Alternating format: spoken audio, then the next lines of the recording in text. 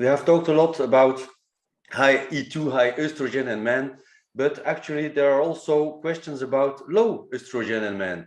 So can that cause any problems? Probably it can, since high estrogen is very beneficial also for men. So what are the symptoms of low estrogen, and if there are, what can men do about it? This video is sponsored by Mizumi, the #1 pick for men on TRT. Shop now at Mizumi's using the link in the description under this video. So, good question. Think primarily of women in menopause. What are some of the manifestations of menopause, perimenopause, and full onset menopause later on?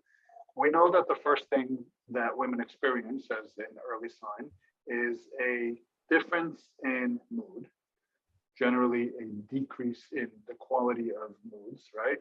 Maybe some depression, maybe some mild irritation or aggression, changes in body temperature sensation, right? Night sweats, cold sweats, very sensitive to heat and air conditioning, the whole rebalancing of your central thermometer per se.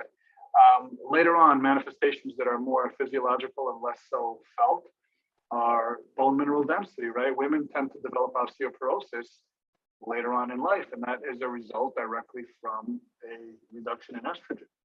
So if your estrogen levels are low, you can, expect your muscle density, your bone mineral density to suffer, potential cardiovascular issues.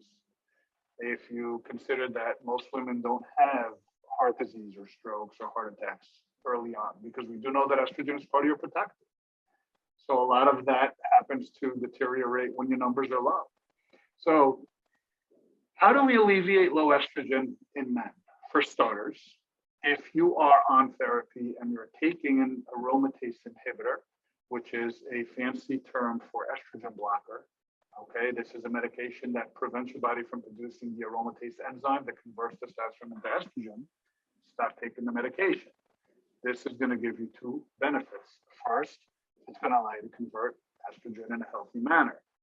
And we have many videos discussing the important roles of estrogen and just how it's made in a man's body as well as in postmenopausal women. Second, the direct effect of some of these aromatase inhibitors has negative side effects in and of itself directly from the medication, secondary to the fact that you're inhibiting estrogen. So you're getting hit with a double whammy here. So stopping your aromatase inhibitors is one way to increase your estrogen levels, both in serum as well as intra and paracrine within the target tissues where they act. This is a more natural and slightly slower process of increasing aromatization back to homeostasis.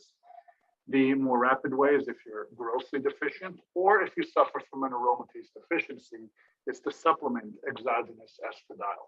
Make sure it is a bioidentical 17 beta estradiol and not a Premarin or one of these synthetic conjugated equine estrogens, which have been associated with cancer. This is why estrogen got a bad name back in the late 90s, early 2000s, is because they were deriving them from horse urine. So again, if it's pure estradiol, you should be fine.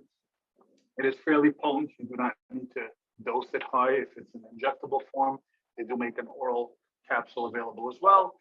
And I know it's funny for a guy to say, I'm taking estrogen capsules, but if you're grossly deficient, you may need it. And there are indications for it at times.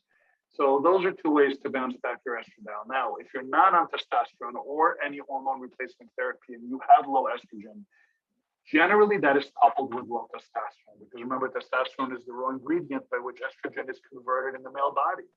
So if your estradiol is low, chances are the raw ingredient that precedes your estrogen is your testosterone. That's probably low. So often fixing the testosterone deficiency will naturally self-regulate the estrogen production. So you have to first diagnose why you're low. Is this a direct effect of taking an inhibitor? Is this a secondary effect of having low T, right? Why are we low in estrogen to begin with? And some natural supplements may have a lowering effect as well, and you may not be aware of them. Like zinc, for example, is one that has been shown to reduce serum estrogen. Again, we don't know how that acts in the target tissues or directly within the cells that convert it, but within serum, at least, we notice a decrease in serum estradiol. on men who supplement zinc. So again, you have to first recognize why you're deficient, and then you can begin a plan of attack as to how you're going to normalize your levels once again. Is it a common thing, low estrogen in men on TRT? Unfortunately, it's very common because, as you know, Stephen, that many providers are still prescribing an Astrozole or Aromasin or some form of an estrogen blocker or aromatase inhibitor to most men on testosterone. So oftentimes when we see guys coming into a group and they're relatively new, or even if they've been on for years with a particular clinic, they'll come in and they'll report symptoms of low testosterone that they'll say, I don't understand, everything looks great. But we often see, this hurts me a lot to see, is guys come in and say, I've tried TRT and it just doesn't work for me. It's not what I've anticipated. I feel worse than I did before. I had a honeymoon phase, et cetera, et cetera. I want to come off. And it's often a result of literally destroying one of the great benefits of testosterone therapy, which is estrogen, by these aromatase inhibitors. So unfortunately, it's more common than I'd like to see, yes. If you truly have a deficiency, like I said, it could be addressed with exogenous supplementation, but oftentimes it is inhibited directly by medication that is coupled with your therapy.